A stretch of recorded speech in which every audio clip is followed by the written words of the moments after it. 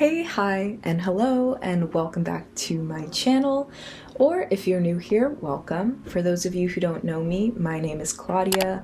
I am a 23-year-old. I live in Brooklyn, and I am interested in all things sex and sexuality related, anything involving sexual wellness and pleasure, all the ins and outs of dating and relationships in this day and age. So this is the Pillow Talk Loveline. This is actually the second episode in a series that I'm doing where I ask you guys for all of your burning questions of love and try my very best to answer them.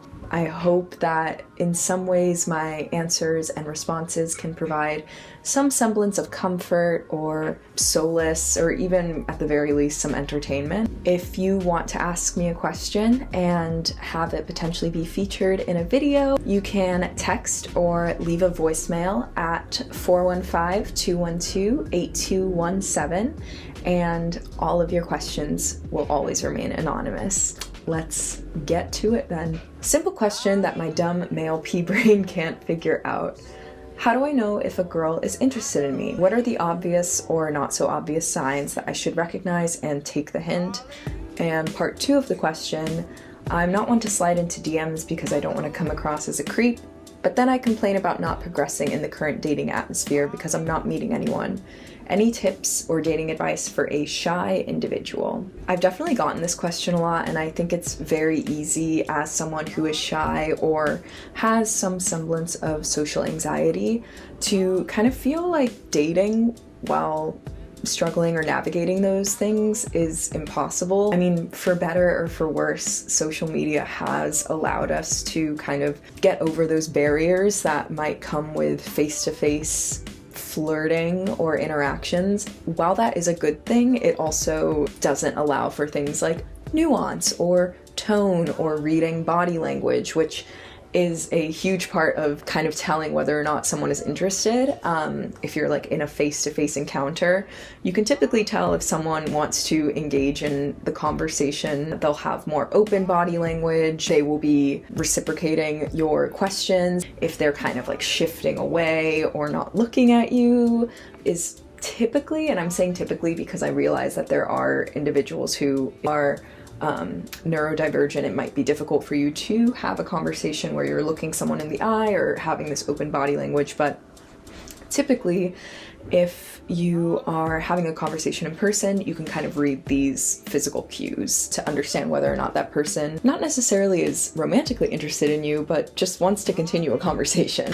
All that to say, social media has definitely made dating for shy people easier, but also messier in general. I know you said you're hesitant about sliding into the DMs because you don't want to come across as a creep, which is definitely a good thing, but I would say a good way to gauge interest or just start a conversation can come from social media. If you are following someone on Instagram and you respond to a story of theirs, that's usually like a good segue into opening up a conversation. If someone doesn't answer your message, you can typically take that as a sign that they might not be interested. There's the trope of the reply guy, who is someone that just ends up talking to themselves in your Instagram DMs. I would just shoot a message and just see from there if they answer. But I also recommend just talking to your friends and letting them know that you are open to dating, because I think meeting someone through your friends or through people you know is a good way to not only like vouch for the person, but it also just causes the initial meeting process to be easier. Okay, next question. Just had sex with a guy I've been seeing for a month that I really like. Everything else is perfect, but the sex was so not what I was expecting. I'm not sure how to tell him to not jackhammer me.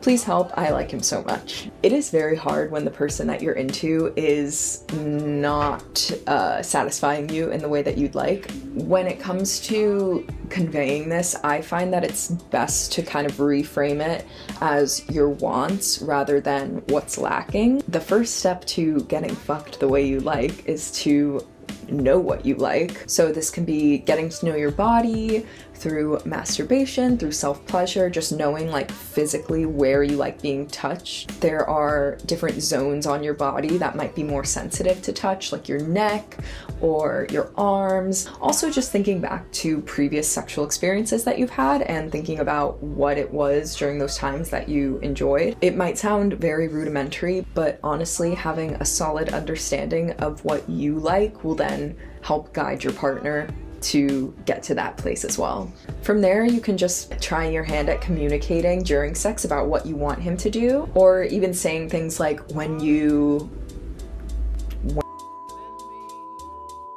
it felt really good. That way you're communicating what you like and encouraging the positive behaviors and positive actions that he is doing without making it seem like you're criticizing him, because no one wants to be criticized in the bedroom. Criticism can feel like a blow. Not that kind of blow. You kind of just want to like Pavlovian style condition him into being like, she said that she liked that. Neuron activated. I should probably do that again. Hi Claudia, long-time listener, first-time caller. I love when people say that. I think it's really sweet. I haven't had sex in 2 years, and now I feel anxious about even trying to find someone to do it with, let alone performing well. I've been an out bisexual for even longer and haven't so much as kissed a man since. I feel like I've put my sexuality into a box and kicked it under my bed, and I don't know how to get it out. I don't feel any connection to it or attraction that isn't buried in fear. Where do I start? Disclaimer, I'm in therapy too, so no pressure.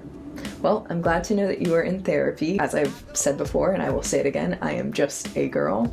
I am not a professional, so I'm just offering my advice and coming to you from where I have been, from my experiences. So definitely glad that you are seeing a professional, especially when it comes to working through your sexuality and working through any kind of blockades for intimacy that you're experiencing, especially anxiety, because anxiety will shoot down intimacy like a motherfucker. I've honestly found in my experience that being transparent with partners is not only easing the pressure that you might have around getting back into the game, it's also typically received more often than not in a positive light. And it doesn't have to be brought up in like a formal fashion. You don't have to necessarily say like, here's my backstory, if that's not something you're comfortable with. I like to ask on dates about people's past relationships, just like getting to know where they're at and like how they came to be sitting in front of me. So just asking like, what was your last relationship like? Having these like open and honest conversations, I know it sounds scary. It honestly is like the most formative part of going on dates and getting to know people. It just helps to get some context as to where the other person is at. And it also helps you disclose your own situation without it kind of seeming like it's coming out of left field or that you're just pouring your emotions onto someone else, because you're having this dialogue where you're asking them about themselves, you're disclosing information about yourself. It's becomes a two-way conversation. But also, even if you were to express that it's been 2 years and expressing your anxieties, given the pandemic happened for the past 2 years and it took up so much of like the horny timeline, I do not doubt that you will be not only like well received and understood, but also probably not alone in now getting back into the game of, or the swing of dating and having anxieties around it, because so many people are in your exact same boat. In the end, you want to be with someone, whether it's casual or not, who meets you where you're at and doesn't shame you. My ex cut things off abruptly. Is there anything I can do, or do I just need to move on? When things end seemingly out of left field, it is super easy to feel like you're catalyzed to actually do something, especially when it comes to like gaining closure. While of course there are extraneous circumstances that do involve needing to have that conversation. So this can be if you are living together, you have shared property, shared assets, you have a kid.